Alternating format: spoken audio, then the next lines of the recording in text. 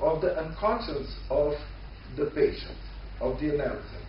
And the knowledge, the third knowledge, is the knowledge of psychoanalysis. I mean, what we are doing here, thinking about constructing the knowledge. So, if there is not this knowledge based as the basis of the semblance, it's not an analytic act. It can be an actor or something. But this relationship between the semblance, the performing act, and the truth is very important to direct his acting to in the cure. Well, if the analyst does not take into consideration the whole process of his own analysis, the study, and the knowledge he's constructing during this analysis, it's only a pantomime. Well, the theater cannot be reduced to a theatrical text. The theater is related to the acts that include the text in the scene. As Alain Badiou argues, the theatrical text is not all. Patou. The text, if you read the text, if you read the Hamlet, it's not the same thing. It's a patou. It's not all. It's completed when it is performed. And it is the same for the analyst act. We can talk and talk and talk and discuss about psychoanalysis. But this act that happens between the analyst and the analysis is a sort of intransmissible, in a way. It only happens once, and that's all. So this is very also important. And this act can be, as Samuel Beckett's play, an act without words. At the end of his writings and his existence, Beckett wrote plays which were called act without words, only perform, indications to perform. I think this can help us to think about this act of the analyst. Likewise, the analyst's interpretation exists only when it is spoken up. The text of the analytic interpretation is only valid when it is interpreted in the theatrical scene. When it takes place within a context, a stage within the analytic scene. So I suggest you to think of the interpretation, analytic interpretation, in a sense of artistic interpretation, of theatrically or even musical interpretation. When a piano player interprets, we say interpret in English, a play, perform, interprets, no? No? We can think of it the same. So let's think about the interpretation of the analyst, the way he says something. Of course, it is very important what the psychoanalyst says. But it is also important, and Lacan points it, the way he does it. He can quote some sayings of the analysis, the same words, but if he repeats in another way, it gets another meaning. As an actor, he can interpret a text, and where is he going to find his text? The text of the analysis, and is the author. So the idea that I suggest regard the analyst as someone who plays the role of the semblance and who makes believe in his analytic act. Let's see what theater can help us thinking about that. Well, in the West, as regards this issue, there are two basic interpretation approaches, two kinds of lines of interpretation. One is identification, and with Stanislavski, and another one is distanciation or distancing with Bertolt Brecht. The identification or empathy with the character is linked to the naturalism approach in which the actor becomes the character. He says, I am Hamlet, and he really tries to feel like Hamlet would feel in that situation. He does everything to incorporate the character, their history, their personality, their conflict, their emotions, etc. In this type of performance, the actor is a copy of the character. His art is imitative, and he gives body and soul to the character. The theatrical interpretation approach is linked, this theatrical interpretation, to Stanislavski method. Mistakenly or not, in Brazil it is linked to this method. Well, what can we approach this naturalistic interpretation for the analyst? What? Well, it's based on the ideal of authenticity. In this kind of perspective, the analyst is a human being who understands his patient's history, their life experience, their own analysis. The interpretation starts, this kind of interpretation starts with the counter-transference. That is to say, with the effects of subject that the analyst saying has on him. The acts of the naturalistic analyst are based on his ego, his unconscious, and on his symptom.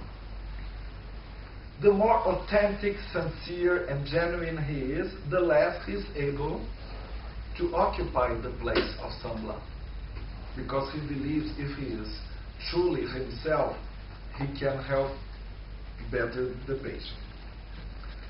Through transference and with this supposed authenticity, the therapist embodies the nice father, or, according to Winnicott, the good enough mother. You say that, good enough mother? Yeah. No. The ending is predictable, perpetuation of transference and identification with the analyst.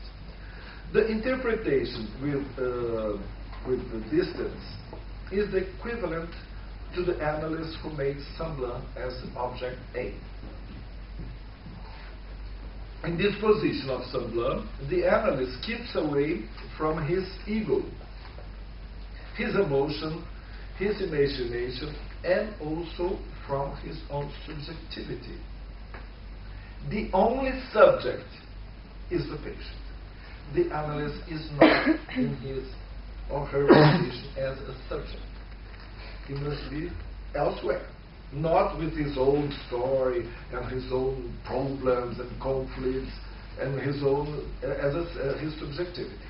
The only subject is the one who talks through analysant's mouth. Is that one?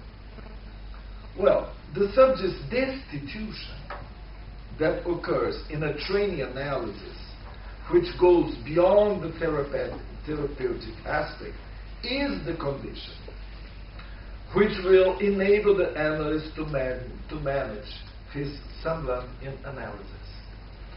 This expression is very important, the subjective destitution that occurs within an analysis. Destitution. Yes, subjective destitution. He cannot use his subjectivity, much on the contrary, he must follow the strategy of the semblant. If he acts based on his subjectivity, it's not an analysis is not possible.